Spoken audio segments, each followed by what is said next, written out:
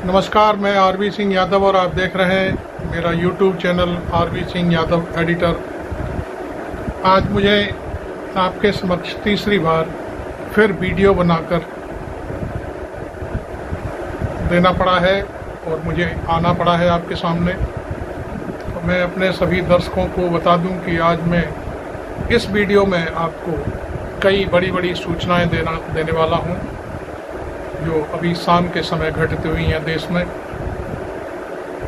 एक बात तो ये है, दूसरी बात वीडियो थोड़ा सा लंबा होगा, आप धैर्य से देखें, बहुत अच्छा लगेगा। और चैनल को सब्सक्राइब जरूर करें प्लीज़। आपका सब्सक्रिप्शन हमारे लिए एक अमृत की बूंद की तरह होता है। आप जिस तरह से हमें पसंद करते हैं, हमारी पत्रकारिता को पसंद करते हैं, उससे हमें बल मिलता है। तो अभी जो ताज़ा खबर है वो ये है कि अरविंद केजरीवाल को तिहाड़ जेल में सीबीआई ने गिरफ्तार कर लिया है। अब इसकी कहानी में हम भीतर जाएं नहीं जाएं ये एक अलग बात है, लेकिन आम आदमी पार्टी के राज्यसभा सदस्य संजय सिंह ने ताज़ा बयान दिया है कि भारत सरकार ने सीबीआई के जरिए एक फर्जी एफआईआर करके अरविंद केजरीवाल को इस तरह से तिहाड़ जेल से गिरफ्तारी की है। ये सारा देश देख रहा है कि उनका बयान है। वैसे भी मैं आपको बता दूं कि निचली अदालत ने 2 दिन पहले अरविंद केजरीवाल की जमानत को मंजूर किया था। तब मसला ईडी का था और ईडी ने उस अदालत में कहा था कि हमको टाइम दीजिए, हम इस मामले में ऊपरी अदालत में जाएंगे। हालांकि निचली अदालत ने ईडी की एक बात नहीं सुनी, तमाम सवाल पूछे, तमाम चीज़ें पूछी और कहा कि आपके पास क्या सबूत है कि अरविंद केजरीवाल को आप गिरफ्तार करके बैठे हुए हैं। लेकिन ईडी के पास इस तरह का कोई जवाब नहीं था। फिर भी उनको सुना, लेकिन जमानत मंजूर कर ली। दूसरे दिन सुबह 10 बजे ईडी पूरी रात सोई नहीं और उसने एक स्टे की एप्लीकेशन लगाई कि जमानत जो लोअर कोर्ट से जमानत हुई है उस पर स्थगन आदेश पारित कर दिया जाए। जो याचिका डाली गई थी उसमें कहीं कोई किसी कोर्ट का ऑर्डर नहीं था, केवल हवाई बातें थी। जो खबरें न्यूज़ में चल रही थी उसी के आधार पर दिल्ली हाई कोर्ट ने उसको ईडी को सुना और अपना स्थगन आदेश जारी कर दिया कि अरविंद केजरीवाल की जमानत को स्थगित किया जाता है। और जो फैसला देना था ईडी के प्रार्थना पत्र पर उसको रिजर्व कर लिया। अब वो फैसला कब आएगा, कब रिजर्व खुलेगा पता नहीं, ये तो अदालत ही जाने।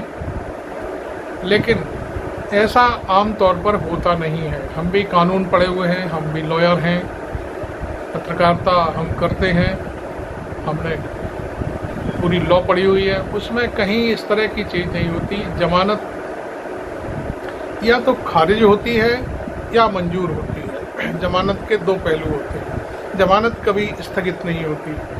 माननीय दिल्ली उच्च न्यायालय ने किस आधार पर ये सारे काम कर दिए, ये एक बड़ा सवालिया निशान है। हालांकि चूँकि अदालत का मामला है, हम उस पर ज़्यादा चर्चा नहीं करेंगे। उसके बाद अरविंद केजरीवाल के वकील सुप्रीम कोर्ट पहुंच गए हाई कोर्ट की इस स्थगन आदेश के बाद। सुप्रीम कोर्ट ने पूरे मामले को सुना और कहा कि इसको हम 26 तारीख को सुनेंगे, इस पर निर्णय देंगे अपना। तब तक हो सकता है कि हाई कोर्ट का कोई जो रिजर्व ऑर्डर है वो खुल जाए और उसके बाद हम आपके लिए कानूनी कार्रवाई जो भी होगी वो की जाएगी। अब देखिए, मामला लोअर कोर्ट से हाई कोर्ट से सुप्रीम कोर्ट और कल उस पर सुनवाई होनी है। इसी बीच संजय सिंह के मुताबिक अरविंद केजरीवाल को सीबीआई ने एक एफआईआर दर्ज की। कब की, क्या किया, अभी ये सारी चीज़ें नहीं खुली हैं, न हमें मालूम है, हम भी नहीं जानते कब एफआईआर हुई है, क्या हुआ है। लेकिन जो हवाई फायर हो रहे हैं गोदी मीडिया चैनलों पर, उसमें सबसे पहले ये बात आ रही है कि तिहाड़ से अरविंद केजरीवाल को सीबीआई ने गिरफ्तार कर लिया है और इसकी सूचना उनकी फैमिली को और उनके जो शुभचिंतक हैं उनको दे दी गई है। अब सवाल उठता है कि क्या अरविंद केजरीवाल को भीतर रखने की ही मंशा है क्या, पूरी तरह से उनको बाहर नहीं आने देना है। ईडी करीब 1.5 साल से एफआईआर करके रोजाना सम्मन दे रही थी उनको, वो दस्तावेज नहीं सौंप रही थी और इसी पे वो हाजिर भी नहीं हो रहे थे। हालांकि कोर्ट ने भी इस मामले में बात की, लेकिन एक दिन ऐसा हुआ कि पूछताछ के बहाने आकर के अरविंद केजरीवाल को ईडी ने गिरफ्तार कर लिया और वो चुनाव से पहले, शायद मार्च का महीना था, मुझे ज़्यादा जानकारी नहीं है, तब से जेल में है। लेकिन इलेक्शन के दौरान उन्होंने कहा कि वो पार्टी के बड़े नेता हैं, खुद उसके कन्वीनर हैं, इसलिए उन्हें चुनाव प्रचार करने से रोकने के लिए ऐसा षड्यंत्र रचा गया है ईडी के जरिए, मुझे चुनाव प्रचार की इजाज़त दी जाए। सुप्रीम कोर्ट ने उन्हें 1 महीने का लगभग वक्त दिया कि आप चुनाव प्रचार करें और 2 जुलाई, शायद 2 जून को या 1 जून को आकर के फिर सरेंडर करें जेल में। तब से वो फिर जेल में हैं। इस बीच उन्होंने एक याचिका डाल करके लोअर कोर्ट में अपनी जमानत की अर्जी डाली, वहाँ से उन्हें जमानत मिली। ये पूरा चक्र है जो मैंने आपको बताया। अब मैं दूसरी खबर आपको बताने जा रहा हूँ। आज इंडिया गठबंधन की बैठक हुई, उसमें सर्वसम्मति से राहुल गांधी को विपक्षी दल का नेता चुन लिया गया है। विपक्षी दल का मतलब आप जानते हैं, दल का नेता जो होता है उसकी हैसियत एक कैबिनेट मंत्री की होती है।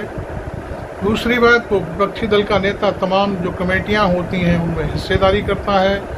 यही नहीं, वो किसी भी एजेंसी से, जैसे सीबीआई हुई, ईडी हुई, इनकम टैक्स हुआ, जो कुछ भी है होता है, उससे फाइल मंगा करके उस फाइल को पढ़ सकता है, उसकी जांच पड़ताल कर सकता है। उसको इतने अधिकार दिए गए होते हैं। अब वो बात अलग है कि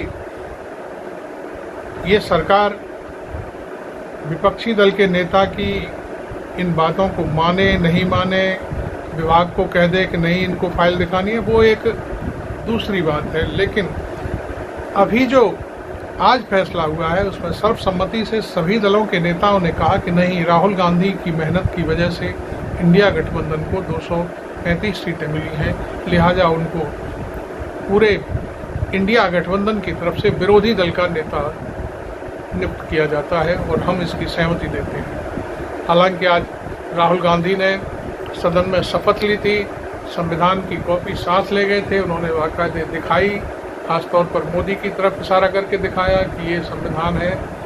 असली उनके दिखाने का मकसद ये था कि वो संविधान की कॉपी लेकर के ही चुनाव प्रचार कर रहे थे और वहाँ पर उन्होंने उन लोगों की आवाज़ सुनी जिनको संविधान बदलने का खतरा दिखाई दे रहा था। उन सब ने राहुल गांधी को वोट दिया और राहुल गांधी ने भी अपना काम पूरा किया। उस शपथ ग्रहण के दौरान उन्होंने राहुल गांधी की तरफ से जो संविधान की प्रति थी वो दिखाई। अखिलेश यादव भी नीली किताब संविधान की लेके गए थे, नीले कवर वाली, उन्होंने भी दिखाया संविधान। बारी बारी से सारे जो नेता थे इंडिया गठबंधन के, सब ने संविधान दिखाते हुए, उसमें शपथ लेते हुए जय संविधान का नारा दिया। तो कुल मिलाकर के आज ये 2 बड़ी खबरें थी मेरे लिए, तो मैंने आपको बताई।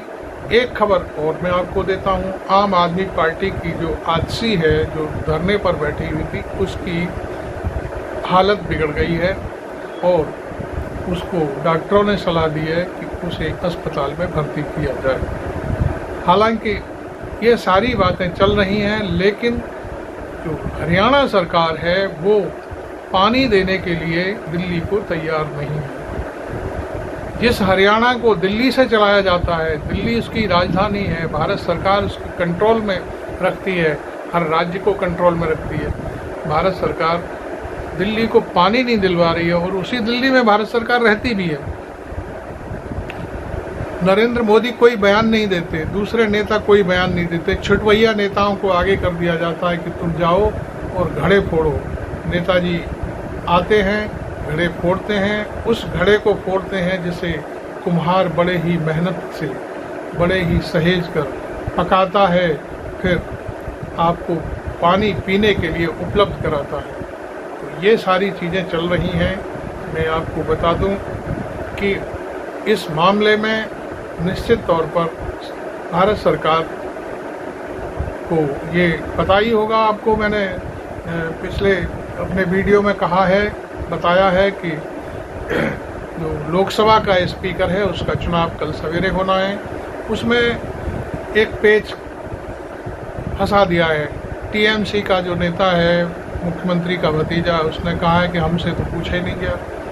अरे भाई, इंडिया गठबंधन के एक सदस्य हो, इंडिया गठबंधन के हर नेता ने आपसे नहीं पूछा, आपकी बुआ से पूछा होगा, किसी से तो पूछा होगा कि भाई कैसे सुरेश को हम वहाँ खड़ा कर रहे हैं। इधर एक शरद पवार भी हैं, वो अपना मालूम नहीं किस अंदाज में बात करते हैं कि विपक्ष के पास ही ये सब रहना चाहिए। उनका भी एक बयान हम सुन रहे थे, लेकिन वो ये क्यों नहीं कह रहे हैं कि विपक्षी दल को संसद में उपाध्यक्ष का पद दिया जाना चाहिए। मान लिया एक परंपरा है या संविधान में व्यवस्था है कि जो सबसे बड़ी पार्टी होती है, जिसकी सरकार होती है, उसका लोकसभा स्पीकर होता है। लेकिन बल दर्जे की बेइज्जती जो की गई है खड़गे साहब की, कांग्रेस अध्यक्ष की, मैंने एक वीडियो में सुना था, गोदी मीडिया के किसी चैनल पर चल रहा था कि राजनाथ सिंह ने खुद कहा है कि मैंने 3 बार खड़गे जी से बात करी है, मैं उनकी बहुत इज्जत करता हूँ, वो सीनियर लीडर हैं। मैं उनको बताने की भी चेष्टा कर रहा था, लेकिन इन सब चीज़ों को धता बताते हुए खड़गे जी को ये बात नहीं बताई गई कि हमारा लोकसभा प्रत्याशी कौन होगा और आप उपाध्यक्ष पद देना चाहते हैं कि नहीं देना चाहते। कुछ छुटवैये नेता आगे कर दिए हैं। जेडीयू का एक नेता है जिसे जेडीयू पद अध्यक्ष पद से हटा दिया गया था, वो संसद में आ गए हैं और वो जीत करके मिनिस्टर भी बन गए हैं। इस बयान पर लीपापोती करने में लगे हुए हैं कि इस तरह से सौदेबाजी करके कोई काम नहीं होता। वहीं बिहार का एक और नेता है, रामविलास पासवान का बेटा, वो भी इस तरह की भाषा बोल रहा है। सबको कह दिया गया इस तरह की भाषा बोलिए। तो कुल मिलाकर के ये सारी चीज़ें जो हो रही हैं वो एक तानाशाही के रूप में चल रही हैं। तो विपक्ष ने भी अपना उम्मीदवार उतार दिया, जो होगा सो देखा जाएगा। उनकी कौन सी सरकार है, उनका नहीं जीता तो उनकी कौन सी घाघरी उतर जाएगी।